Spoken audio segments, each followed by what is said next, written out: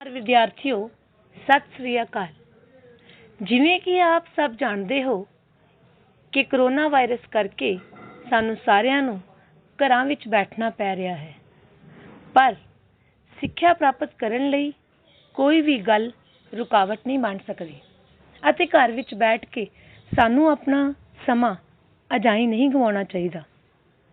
समा एक निरंतर गतिशील रहन वाली अदृश्य क्रिया है, भाव ਉਹ क्रिया जो प्रत्यक्ष रूप ਵਿੱਚ दिसदी ਤਾਂ नहीं पर हमेशा गतिशील रहती है। रुकना ਇਹਦੀ फितरत नहीं है ਅਤੇ ना ही ਇਹ वापस परत सकती है। ਸਮੇਂ ਬਾਰੇ ਭਾਈ ਵੀਰ ਸਿੰਘ ਜੀ ਲਿਖਦੇ ਹਨ, ਇਹ ਠਹਿਰਨ ਜਾਂਚ ਨਾ ਜਾਣਦਾ, ਲੰਘ ਗਿਆ ਨਾ ਮੁੜ ਕੇ ਆਵਦਾ। ਇਸ ਲਈ ਸਮਾਂ ਬਹੁਤ ਕੀਮਤੀ ਹੈ ਅਤੇ ਇਸ ਨੂੰ ਅਜਾਈ ਨਹੀਂ ਗਵਾਉਣਾ ਚਾਹੀਦਾ, ਕਿਉਂਕਿ ਸਮਾਂ ਕਿਸੇ ਦਾ ਇੰਤਜ਼ਾਰ ਨਹੀਂ ਕਰਦਾ।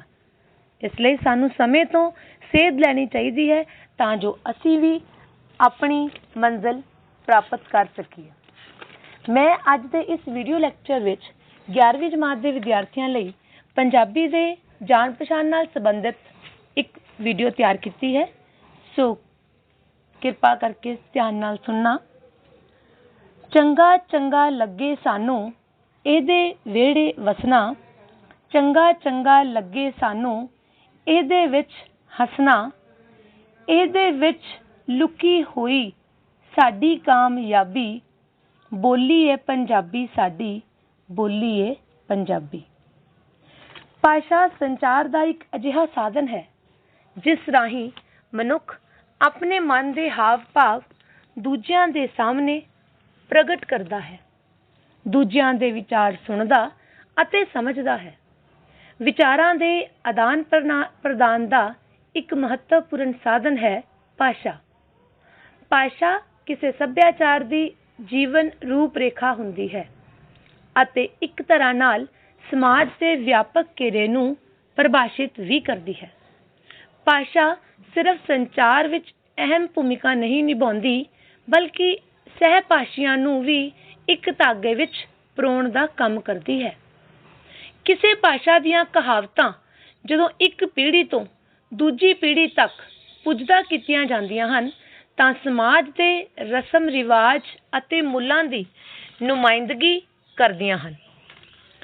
ਮਾਤ ਭਾਸ਼ਾ ਉਹ ਭਾਸ਼ਾ ਹੁੰਦੀ ਹੈ ਜਿਸ ਨੂੰ ਅਸੀਂ ਬਚਪਨ ਤੋਂ ਹੀ ਆਪਣੇ ਘਰ ਪਰਿਵਾਰ ਤੋਂ ਸੁਣਦੇ, ਸਮਝਦੇ ਅਤੇ ਬੋਲਦੇ ਹੁੰਦੇ ਹਾਂ।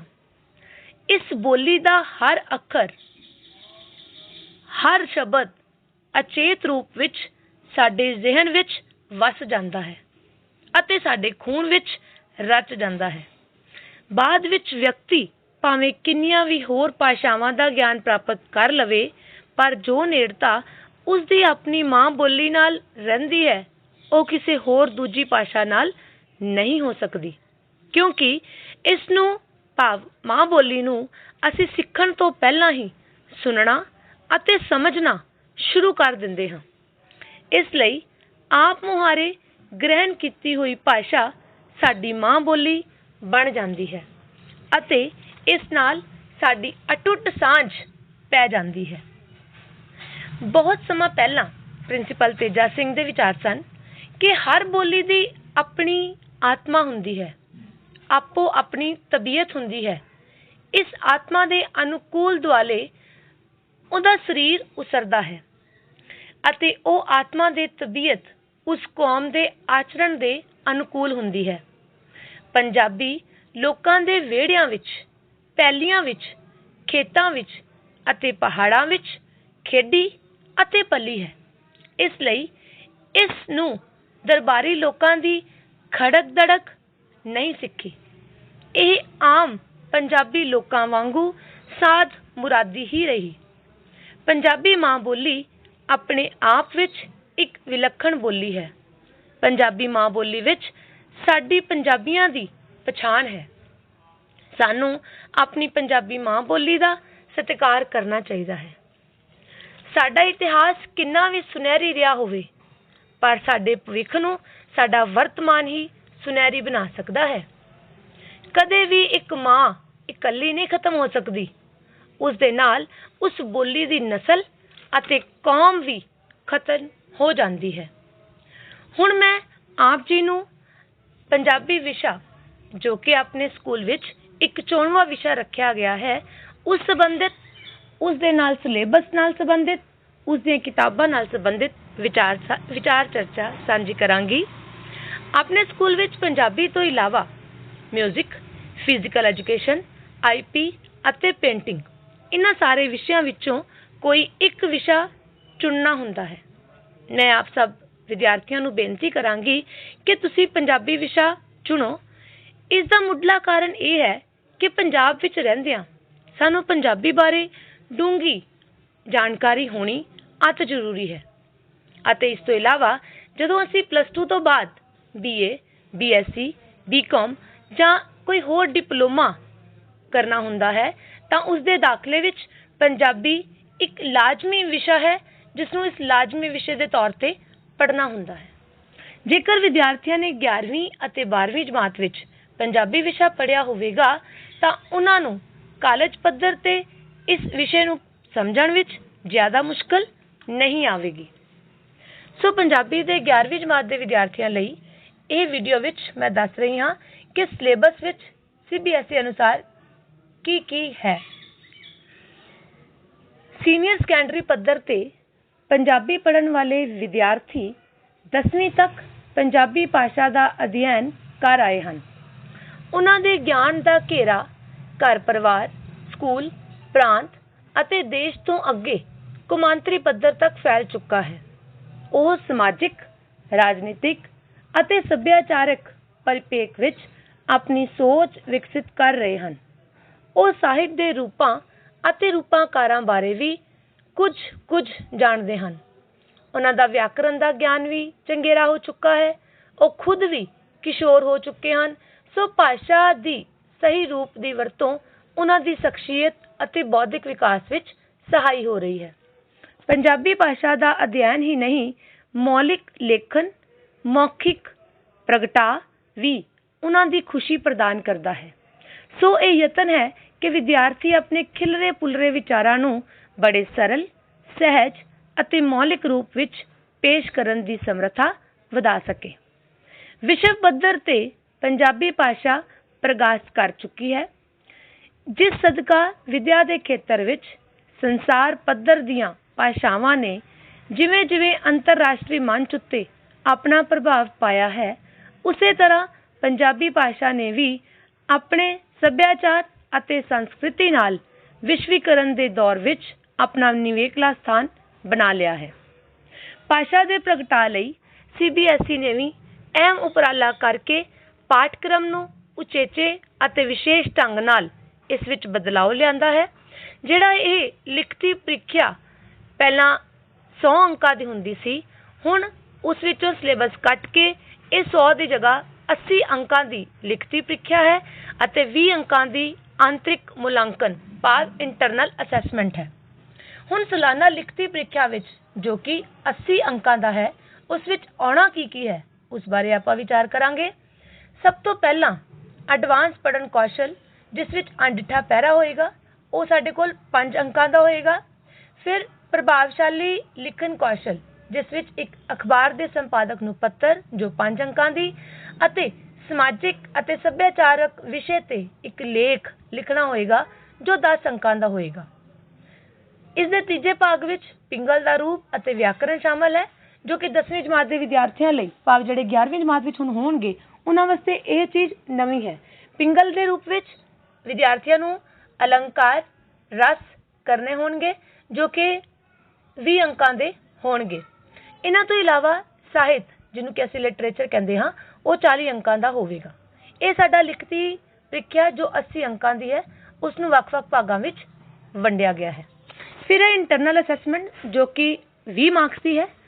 ਇਸ ਵਿੱਚ ਸਭ ਤੋਂ ਪਹਿਲਾਂ 10 ਅੰਕਾਂ ਦਾ ਪ੍ਰੋਜੈਕਟ ਫਾਈਲ ਹੈ, ਜੋ ਵਿਦਿਆਰਥੀਆਂ ਨੂੰ ਵੱਖ-ਵੱਖ ਵਿਸ਼ੇ ਜੋ CBSE ਵੱਲੋਂ ਦਿੱਤੇ ਗਏ ਹਨ, ਉਹਨਾਂ ਤੇ ਇੱਕ ਪ੍ਰੋਜੈਕਟ ਤਿਆਰ ਕਰਨਾ ਹੈ।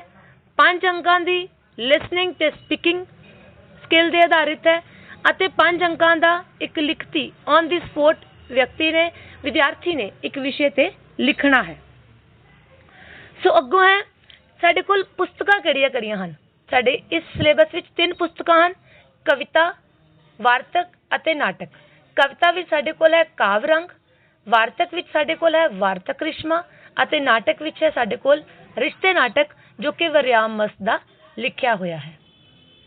ਵਾਰਤਕ ਰਿਸ਼ਮਾ ਪੁਸਤਕ ਵਿੱਚੋਂ ਸਾਡੇ ਕੋਲ 6 ਪਾਠਕ੍ਰਮ ਹਨ, ਜਿਹੜੇ ਕਿ ਅਸੀਂ ਸਾਰਾ ਸਾਲ ਕਰਨੇ ਹਨ, ਜਿਨ੍ਹਾਂ ਵਿੱਚ ਪਹਿਲਾ ਹੈ ਕਿਰਤ ਅਤੇ ਮਿੱਠਾ ਬੋਲਣਾ, ਫਿਰ ਹੱਸਣਾ ਤੇ ਕੂਕਣਾ, ਦੈਨ ਕੜਮ ਚੌਧਰੀ, ਫਿਰ ਨੈਸ਼ਨਲ ਸਟੇਡੀਅਮ ਦੀਆਂ ਯਾਦਾਂ, ਦੈਨ ਮੁਆਫ ਕਰਨਾ ਅਤੇ ਆਖਰੀ ਚੈਪਟਰ ਹੈ ਝੱਜੇ ਕਦੇ ਨਾ ਝੂਰੇ ਮੂੜੇ।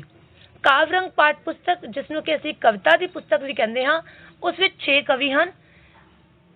ਸਭ ਤੋਂ ਪਹਿਲਾ ਕਵੀ ਗੁਰੂ ਰਾਮਦਾਸ ਜੀ, ਦੈਨ ਗੁਰੂ ਗੋਬਿੰਦ ਸਿੰਘ ਜੀ, ਦੈਨ ਬੁੱਲੇ ਸ਼ਾਹ, ਫਿਰ ਵਾਰਿਸ ਸ਼ਾਹ, ਦੈਨ ਚਰਨ ਸਿੰਘ ਸ਼ਹੀਦ ਅਤੇ ਬਚਨ ਬੇਦਿਲ। ਭਾਵ ਇਹ 6 ਕਵੀ ਹਨ ਜਿਨ੍ਹਾਂ ਦੀਆਂ ਵੱਖ-ਵੱਖ ਕਵਿਤਾਵਾਂ ਸਾਡੇ ਸਿਲੇਬਸ ਵਿੱਚ ਸ਼ਾਮਲ ਹਨ। ਤੇ ਇਸ ਤੋਂ ਇਲਾਵਾ ਰਿਸ਼ਤੇ ਨਾਟਕ ਹੈ। 20 ਅੰਕਾਂ ਦਾ ਜਿਹੜਾ ਪ੍ਰੋਜੈਕਟ ਫਾਈਲ ਹੈ, ਉਸ ਸੰਬੰਧੀ CBSE ਵੱਲੋਂ ਉਸ ਗਤੀਵਿਧੀ ਅਤੇ ਮੁਲਾਂਕਣ ਸੰਬੰਧੀ ਕੁਝ ਇੰਸਟਰਕਸ਼ਨ ਦਿੱਤੀਆਂ ਹਨ, ਜੋ ਇਸ ਪ੍ਰਕਾਰ ਹਨ। ਅਧਿਆਪਕ ਵਿਦਿਆਰਥੀ ਨੂੰ 2 ਵਿਸ਼ੇ ਵਿੱਚੋਂ ਕਿਸੇ ਇੱਕ ਵਿਸ਼ੇ ਤੇ ਪ੍ਰੋਜੈਕਟ ਬਣਾਉਣ ਦੀ ਦਿਸ਼ਾ ਨਿਰਦੇਸ਼ ਕਰੇਗਾ।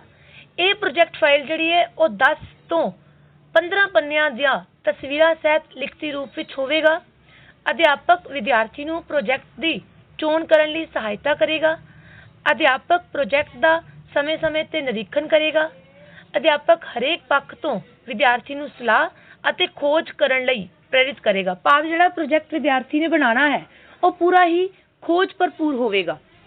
ਅਧਿਆਪਕ ਨੇ ਪ੍ਰੋਜੈਕਟ ਰਾਹੀਂ ਵਿਦਿਆਰਥੀ ਨੂੰ ਦੇਖਣਾ ਹੈ ਕਿ ਉਸ ਵਿਦਿਆਰਥੀ ਵਿੱਚ ਕੀ ਸਿੱਖ ਰਿਹਾ ਹੈ। ਜੇਕਰ ਵਿਦਿਆਰਥੀ ਨੂੰ ਪ੍ਰੋਜੈਕਟ ਸੰਬੰਧੀ ਪ੍ਰਸ਼ਨ ਪੁੱਛੇ ਤਾਂ ਉਸ ਦਾ ਤਸੱਲੀ ਬਖਸ਼ ਜਵਾਬ ਦੇ ਸਕੇ।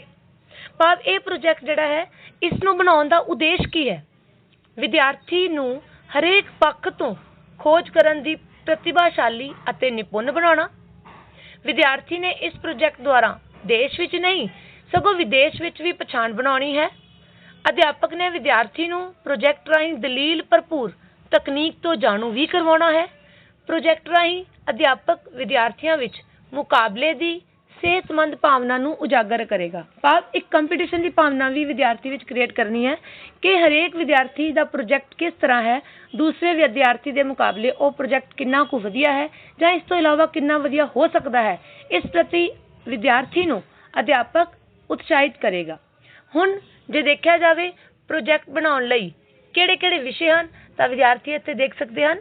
ਸਭ ਤੋਂ ਪਹਿਲਾ ਵਿਸ਼ਾ ਹੈ ਸੱਭਿਆਚਾਰਕ ਗਤੀਵਿਧੀਆਂ ਵਿੱਚ, ਜਿਨ੍ਹਾਂ ਵਿੱਚ ਲੋਕ ਨਾਚ, ਲੋਕ ਗੀਤ ਅਤੇ ਲੋਕ ਬੋਲੀਆਂ, ਕੋਈ ਵੀ ਇੱਕ ਵਿਸ਼ਾ ਵਿਦਿਆਰਥੀ ਚੁਣ ਸਕਦਾ ਹੈ ਤੇ ਉਸ ਬੇਸਡ ਆਪਣਾ ਪ੍ਰੋਜੈਕਟ ਫਾਈਲ ਤਿਆਰ ਕਰ ਸਕਦਾ ਹੈ। ਦੂਜਾ ਹੈ ਪੁਸਤਕ ਸਮੀਖਿਆ, ਤੀਸਰਾ ਹੈ ਸਲੋਗਨ ਲੇਖਨ, ਚੌਥਾ ਹੈ ਪੇਂਡੂ ਅਤੇ ਸ਼ਹਿਰੀ ਜੀਵਨ, ਫਿਰ ਸਮਾਜਿਕ ਕੁਰੀਤੀਆਂ, ਜਿਨ੍ਹਾਂ ਵਿੱਚ ਆਪਸ਼ਨ ਦਿੱਤੇ ਹੋਏ ਹੈ ਦਾਜ, ਭਰੂਣ ਹੱਤਿਆ ਜਾਂ ਨਸ਼ੇ। ਕੋਈ ਇੱਕ ਵਿਸ਼ੇ ਤੇ ਕੋਈ ਇੱਕ ਕੁਰੀਤੀ ਤੇ ਵਿਦਿਆਰਥੀ ਲਿਖ ਸਕਦਾ ਹੈ। ਦੈਨ ਮਾਂ ਬੋਲੀ, ਉਸਦੀ ਮਹੱਤਤਾ ਅਤੇ ਉਸਦਾ ਪ੍ਰਚਾਰ ਤੇ ਪ੍ਰਸਾਰ ਬਾਰੇ ਲਿਖਣਾ ਹੈ। ਫਿਰ ਹੈ ਪੰਜਾਬੀ ਪਹਿਰਾਵਾ, ਪੰਜਾਬੀ ਰਹਿਣ ਸਹਿਣ, ਪੰਜਾਬੀ ਹਾਰ ਸ਼ਿੰਗਾਰ ਅਤੇ ਲਾਸਟ ਹੈ ਵਿਰਾਸਤੀ ਖੇਡਾਂ। ਭਾਵ ਇਹਨਾਂ ਸਾਰੇ 10 ਵਿਸ਼ਿਆਂ ਵਿੱਚੋਂ ਕੋਈ ਇੱਕ ਵਿਸ਼ਾ ਵਿਦਿਆਰਥੀ ਆਪਣੀ ਮਰਜ਼ੀ ਦਾ ਸਿਲੈਕਟ ਕਰਕੇ ਉਸ ਤੇ ਇੱਕ ਪ੍ਰੋਜੈਕਟ ਫਾਈਲ ਤਿਆਰ ਕਰ ਸਕਦਾ ਹੈ। ਸੋ ਵਿਦਿਆਰਥੀਓ, ਮੈਨੂੰ ਉਮੀਦ ਹੈ ਕਿ ਤੁਸੀਂ ਪੰਜਾਬੀ ਵਿਸ਼ੇ ਨਾਲ ਸੰਬੰਧਿਤ ਉਸਦੇ ਸਿਲੇਬਸ ਅਤੇ ਪਾਠ ਪੁਸਤਕਾਂ ਦੀ ਜਾਣਕਾਰੀ ਹਾਸਲ ਕਰ ਚੁੱਕੇ ਹੋਵੋਗੇ। ਇਸ ਵੀਡੀਓ ਦੇ ਕਮੈਂਟ ਬਾਕਸ ਵਿੱਚ ਮੈਂ ਇੱਕ ਲਿੰਕ ਸੈਂਡ ਕਰਾਂਗੀ, ਜਿਸ ਵਿੱਚ ਸਿਲੇਬਸ ਅਤੇ ਪੁਸਤਕਾਂ ਬਾਰੇ ਪੂਰੀ ਵਿਸਥਾਰ ਵਿੱਚ ਜਾਣਕਾਰੀ ਦਿੱਤੀ ਹੋਵੇਗੀ। ਵਿਦਿਆਰਥੀ ਉਸ ਨੂੰ ਵੀ ਲਿੰਕ ਨੂੰ ਕਲਿੱਕ ਕਰਕੇ ਵੀ ਦੇਖ ਸਕਦੇ ਹਨ। ਸੋ ਮੈਨੂੰ ਉਮੀਦ ਹੈ ਕਿ ਤੁਸੀਂ ਇਸ ਵਿਸ਼ੇ ਨੂੰ ਧਿਆਨ ਨਾਲ ਵਿਚਾਰੋਗੇ, ਸਮਝੋਗੇ। ਧੰਨਵਾਦ।